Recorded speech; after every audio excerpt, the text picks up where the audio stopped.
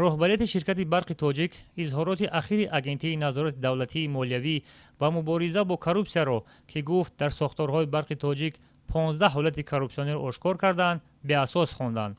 раиси ширкати мазкур исмоилзода мирзо имрӯз 31 июл дар нишасти матбуотии ниҳодаш гуфт аз чунин ҳолат хабар надорад ва агентӣ ҳам дар ин масъала онҳоро огоҳ накардааст. ин дар ҳолест ки муовини раиси ширкати барқи тоҷик муҳаммад ғуломзода гуфт ҳамасола худашон 10-15 нафар кормандонро ки бо роҳбарони корхонаҳо муросо карда маблағи истифодашудаи қувваи барқро пардохт намекунанд ошкор ва фавран чораҷӯӣ мекунанд.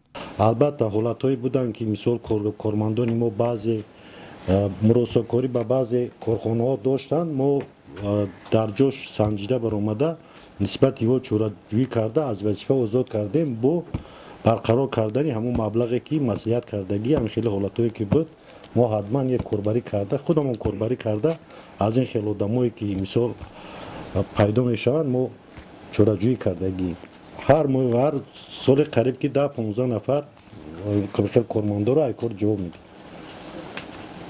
زیاده از 1000 نفر در طول 3-4 سال آخر اونایی که دست دیلی تازه نداشتند اونایی که متخصص نبودند از کار آزاد کرده شدند و با طریق آزمون به جای آنها کارگران متخصص قبول کرده شدند.